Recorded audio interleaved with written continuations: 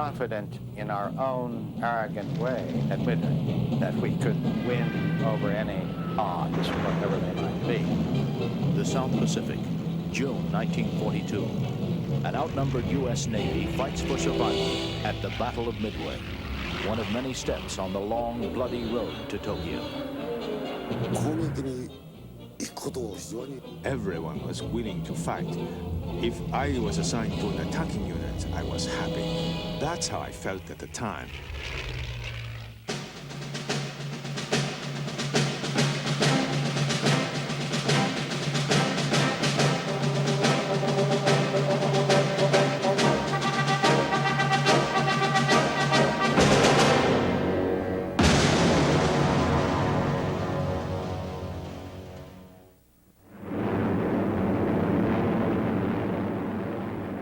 December 7th, 1941. Much of American air power in the Pacific is destroyed in a few violent hours.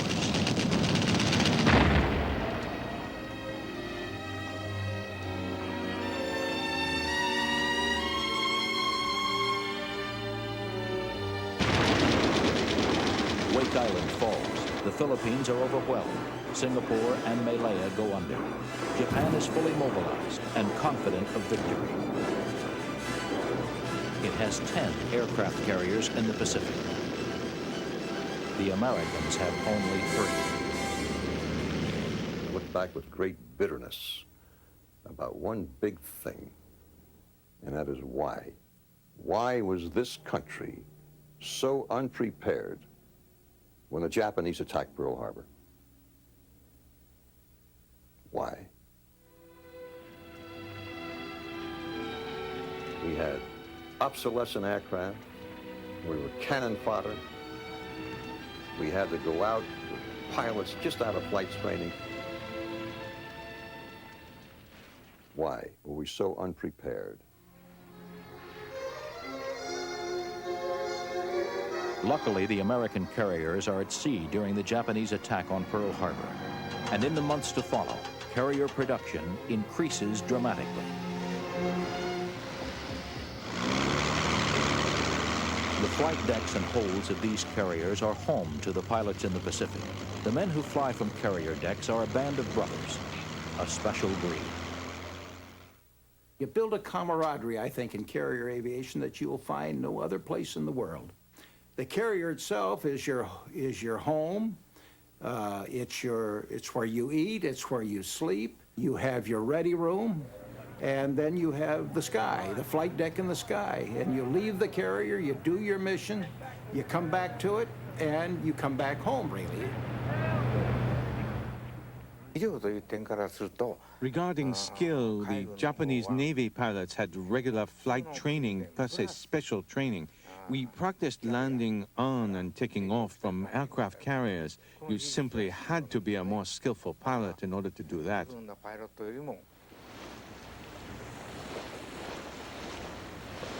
The Battle of Midway, June 1942. Though outnumbered 10-1, America gambles what is left of her Pacific fleet. Codebreakers at Pearl Harbor reveal the positions of the Japanese force. The Americans will achieve total surprise and ambush the Japanese fleet. The admiral and his staff put together a statement that we are headed for what is going to be the biggest carrier engagement of the war.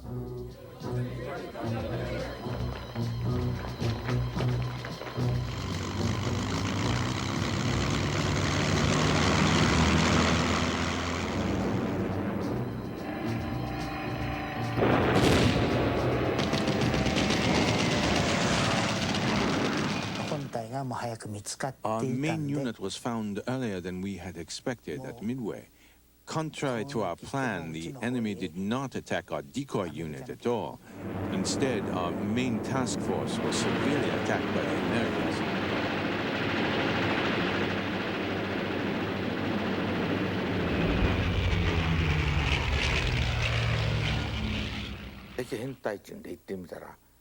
I saw a formation of 10 enemy torpedo bombers. We attacked them at a 90-degree angle. I shot at them, and in the end, only 3 remained.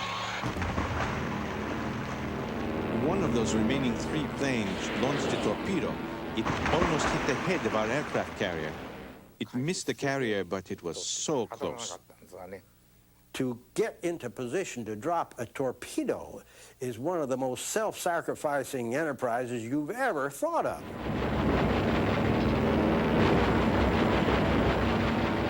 You had to come in, slow, level, and close. We lost as many people as you'd ever want to think of doing that. Torpedo planes, they played their role. In other words, they drew the defenses down, and our dive bombers were free to make their attacks almost unmolested. And it wasn't planned that way, but the dive bombers, they won it, and the torpedo planes, the one that sacrificed. The Battle of Midway proves almost suicidal for unescorted American torpedo bombers. Of 15 men in Squadron 8 from the USS Hornet, only one man, Ensign George Gay, survives. Commander Roger Melee. During the Battle of Midway, he tries desperately to save the carrier Yorktown from an attack by a formation of Japanese dive bombers. I had a couple of thousand feet of advantage, which is the way we like to have it. But I was too late. I saw the first guy dive, the second fellow's one who got his hit, first hit. I dived, and I managed to get one of them, but Yorktown had already been hit, and it ended up having to be abandoned and sunk that particular hit. There were about 10 Zeros flying so close that I feared we would collide. Then a bullet hit the fuel tank and caught fire. I crashed into the sea. I looked around and saw 3 trails of smoke. Later, I heard that the smoke came from the Akaki and other bombed aircraft carriers. The American gamble at Midway pays off. The Japanese lose 4 carriers, 300 planes, and 3,500 killed. Among those killed are the cream of their battle-hardened pilots, who cannot be replaced. The Americans lose the carrier Yorktown, 150 planes, and 300 dead. The victory is marked by incredible bravery and self-sacrifice. The Battle of Midway is the turning point of the war in the Pacific. The Americans will make the next move at a place called Guadalcanal.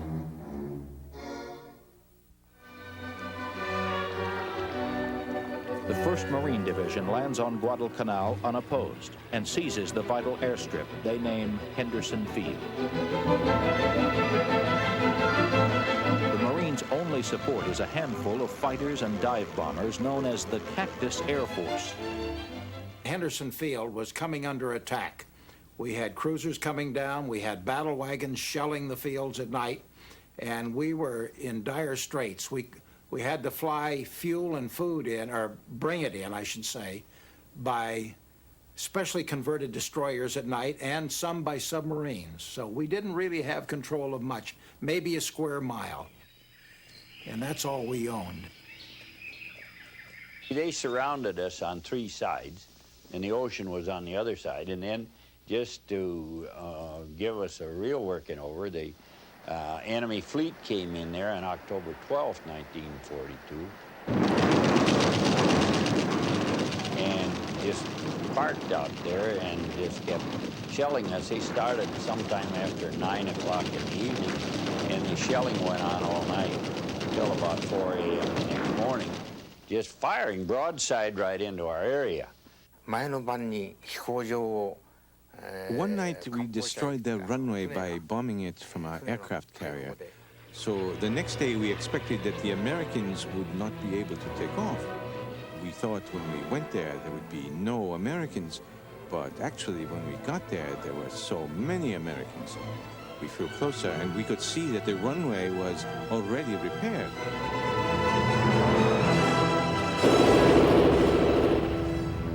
We got off and we really gave them a reception. Every one of the suckers that came around there, they knew we were there. And not only in the air, but our men on the ground really gave them a reception. And that's what it took all the time. Everybody was dedicated to doing their job there at Guadalcanal, I'll tell you that. Joe Foss's first kill over Guadalcanal is almost his last. They really salted me. As I recall, that's the one time I think they said there were 250-some holes in my airplane. And right then the thought went through my mind, why did you ever leave the farm? Joe Foss will go on to receive the Medal of Honor for his valor in the Pacific. All that time, we were told that the American pilots were weak. They protected their lives. So in an emergency, they would fly away. That was what we were told.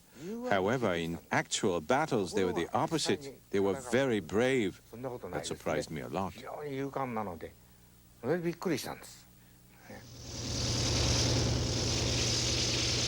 From recently captured Henderson Field on Guadalcanal, the Americans launched bomber strikes on the Japanese-held islands of Bougainville and Rabaul. Japanese pilots must now contend with the heavily armed B-24 and B-17 bombers, as well as their fighter escorts.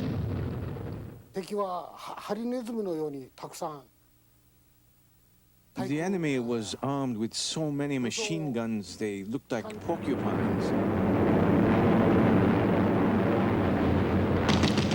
I had to attack while flying through a hail of bullets.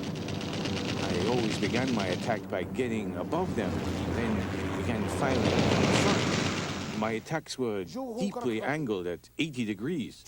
If I didn't get them the first time, I dove under the formation and attacked again.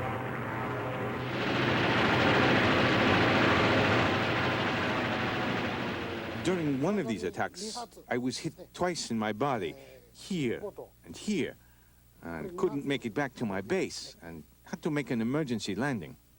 Saburo Sakai.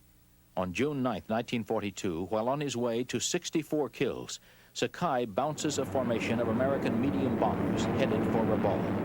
He is later led to believe that Reserve Lieutenant Commander Lyndon B. Johnson was aboard one of the B-26 Marauders as an observer. I attacked the B-26s, 1, 2, 3 planes. When they were coming towards me, I shot. My bullets hit one of the planes, and its bombs exploded.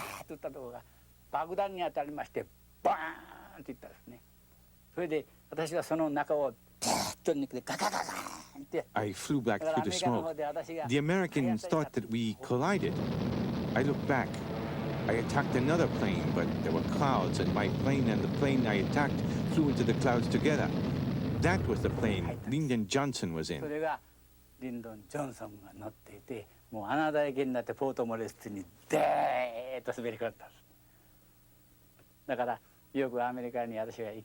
His plane had a lot of bullet holes, but they managed to land.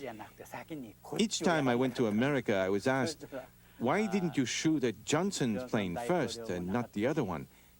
If I hit that plane, there would have been no President Johnson. Sakai may or may not have changed world history, but his own nation's destiny is beginning its long slide to destruction and defeat.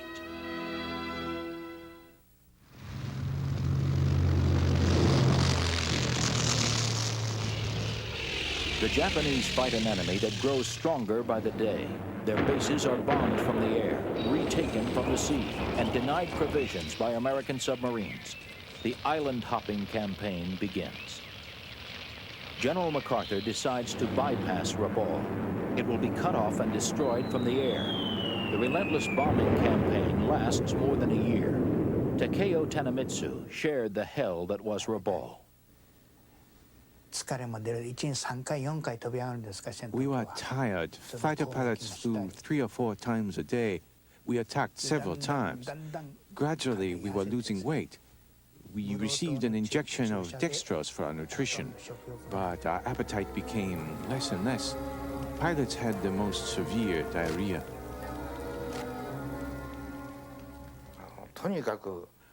Our health conditions were very bad. For example, we were told that our meals were ready and they were brought to us. A bowl of rice was brought to me, but the rice was so black. I thought it was strange. I moved my face closer to the bowl. So many flies flew up. Then finally I could see white rice.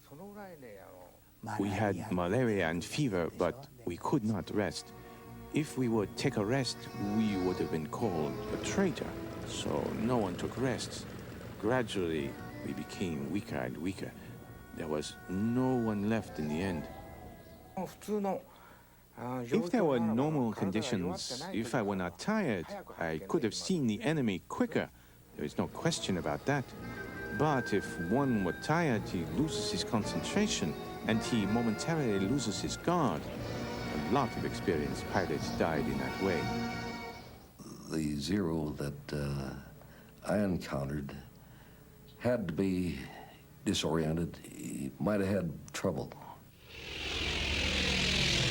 I got onto his tail, and he kept wagging his wings. My first inclination was, you know, that he's a fellow in trouble.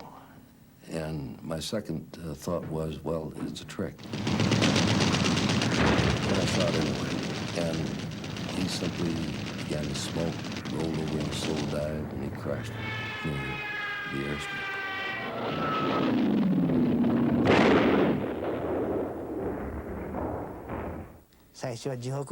In the beginning, the Japanese pilots were called messengers from hell, but we began to be called paper tigers. The morale of younger pilots began to decrease.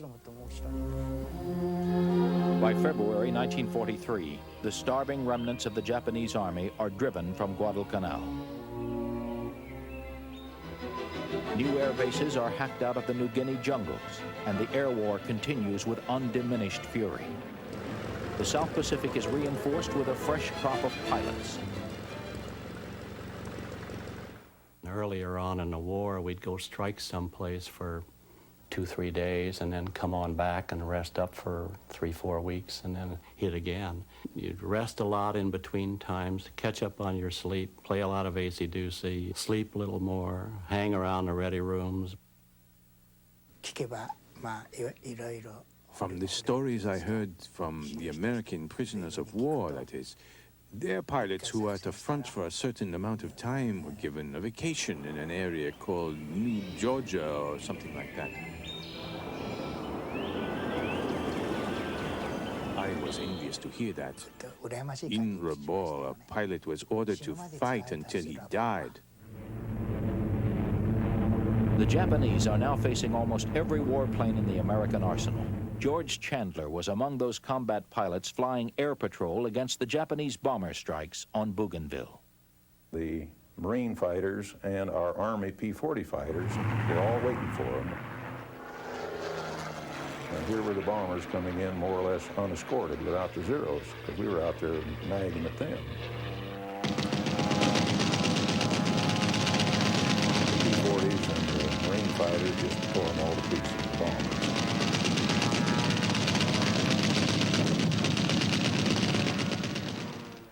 American pilots continue to rack up impressive numbers of kills. The F-4U Corsair and the twin-engined Lockheed P-38 Lightning are both capable of speeds in excess of 400 miles an hour and prove to be more than a match for the Zero.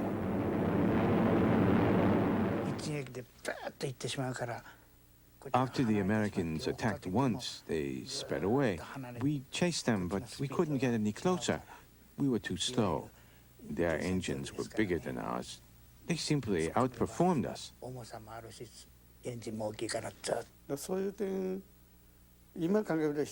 At this point, looking back, I think that the American strategy was very practical and efficient. But during the war, I really thought that the Americans were sly. Their way of fighting was not fair, I felt.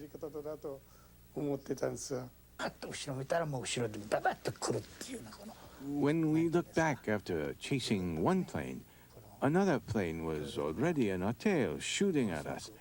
Their teamwork was very good. I respected the Japanese pilots. If you didn't give them any respect, then you're going to get your butt shot off.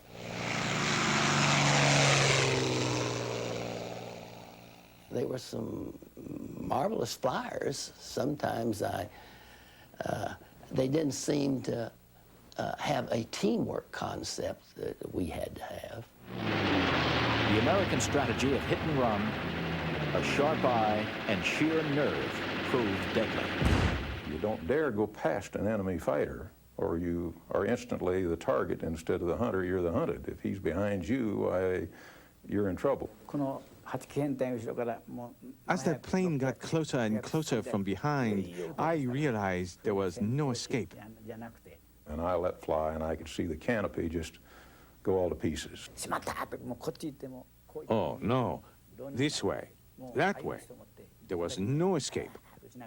So I started blasting my machine guns, and I felt a jolt as bullets blew the glass canopy away.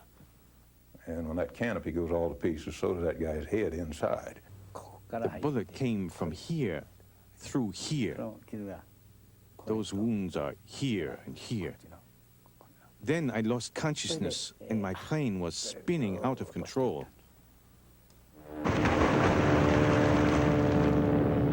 By summer 1943, Japanese naval and air power have been dealt decisive blows, defeats from which they will never recover. America is now firmly on the offensive, and though 2 years of bloody fighting still lay ahead, there is renewed confidence